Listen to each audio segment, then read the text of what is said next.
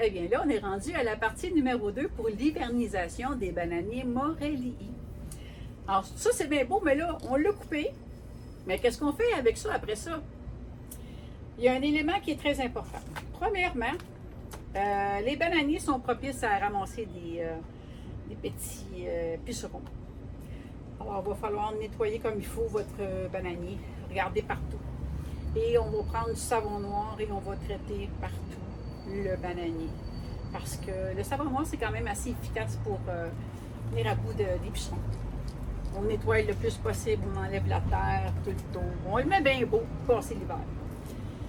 Deuxième chose, regardons ça, toi, je viens de trouver un escargot là-dedans. Hein, en parlant, on trouve des petites affaires. Là. Bon, il n'y en a plus d'escargots. Au revoir. Au revoir. Alors, deuxième chose qu'on doit faire, on doit coucher le bananier. Pourquoi on doit coucher le bananier? Les bananiers, eux autres, à l'intérieur, il y a tous des petits tunnels. Et ça ramasse l'eau. Puis c'est ça qui fait que la tige et le bananier se tient très, très droit.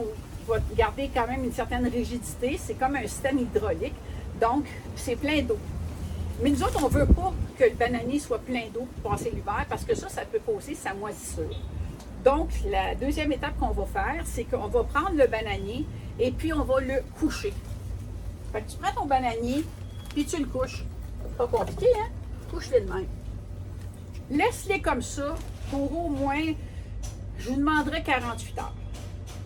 Si tu es capable de le monter un petit peu plus pour qu'il penche un peu plus, tu le fais. Il coule déjà. Il coule déjà. Ben oui, mais c'est ça. C'est justement. Est-ce qu'on peut voir ça? Je ne sais pas si on peut voir ça. Peut-être essayer de le rapprocher pour montrer de proche, papa.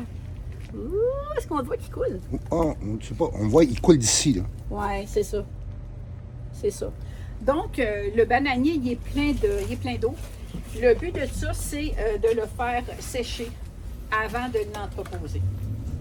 Une fois qu'on l'a laissé sécher, on prend le bananier. Je remets ça de loin. Choisissez-vous soit un gros pot, soit une chaudière. On prend le bananier, on le met dans la chaudière. Si vous voulez, vous mettez un papier journal dans le fond, mais vous mettez ça tel quel. Après ça, où est-ce qu'on met notre bananier dans la maison? Ça, c'est une question quand même assez importante. Il faut savoir que le bananier Morellii, retenez ça, on ne donne pas d'eau de l'hiver. 0 point à la ligne en ce qui me concerne. Moi, je vous fais des suggestions. On ne donne pas d'eau l'hiver. Il ne faut pas se surprendre que le bananier, à un moment donné, les tiges, ils vont se mettre à sortir, puis ils vont faire, oups, une autre feuille, puis une autre feuille, une autre feuille. Les feuilles qui sortent en hiver, là, ça ne sera pas bon. Ça ne sera pas bon pour l'été prochain parce que quand les feuilles passent l'hiver à l'intérieur, qu'est-ce qui arrive rendu au printemps et à l'été? Sont molles, ne sont pas adaptées, tout ça. Donc, quand vous allez avoir des feuilles qui vont pousser, vous pouvez les couper une fois que la tige est bien sortie. On dirait qu'ils ne savent pas qu'il faut dormir, eux autres, c'est pas compliqué. Même si tu ne les arroses pas, il y a tellement d'énergie dans ce bulbe-là pour continuer la croissance. Mais nous, on dit, il est dans dormance. Parfait, on le laisse aller comme ça. Pendant l'hiver, il va falloir le couper fréquemment si les feuilles ont poussé. Maintenant, dans quel genre de pièce on va pouvoir l'entreposer? Ça, c'est une question aussi très importante. Est-ce que le bananier a besoin de lumière? Il est en dormance. Moi, je dirais la lumière. Il n'y a pas besoin de lampe, il n'y a pas besoin d'être proche de la fenêtre. Si vous avez une place en arrière d'un sofa, ou un coin cuisine, ou des escaliers, ou un sous-sol qui est chauffé un petit peu, ou un garage qui est chauffé un petit peu. Quand je dis chauffer un petit peu, c'est que ça serait bien que ça ne descende pas en bas de, mon Dieu, ah là là, que je pense 8-9 degrés, même, je vais dire 10 degrés. Hein, si on se rend à 10 degrés, ça va être, en ce qui me concerne, je suis tellement prudente, là, je vais dire 10 degrés si on est dans le garage pour l'entreposer. N'oubliez pas, si vous mettez ça dans le garage, là, mettez pas le pot direct par terre. Pourquoi il ne faut pas mettre le pot directement par terre? C'est que souvent les planchers vont être beaucoup plus froids que l'air qui est au-dessus. Donc, ça peut causer la moisissure parce que votre bananier il va avoir eu trop d'humidité froide au pied. Et puis, malheureusement, vous allez le perdre comme ça. Donc, ça, on est rendu à ça. Après ça, qu'est-ce qu'on fait? Bon, on attend, on surveille. Une fois de temps en temps, on va regarder notre affaire. Puis après ça, on attend que Lucie elle fasse une autre vidéo.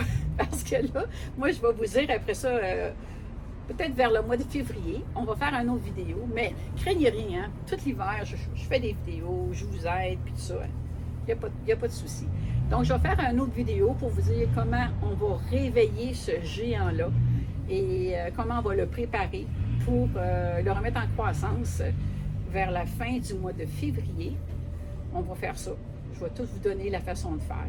Puis en attendant, je vous dis, faites-le, pas compliqué. Je sais qu'il va faire beau dans les prochaines journées, mais tenez pas compte de ça. Si vous avez du temps pour le faire, faites-les donc. Là. Arrêtez de stresser avec ça. Et puis, on se revoit très bientôt. S'il y a des questions, vous pouvez me revenir, soit sur la page de YouTube ou soit sur ma page Facebook, Montréal Tropical. À la prochaine. Je vous l'avais dit que ce ne serait pas compliqué, hein? Je le savais. Bye.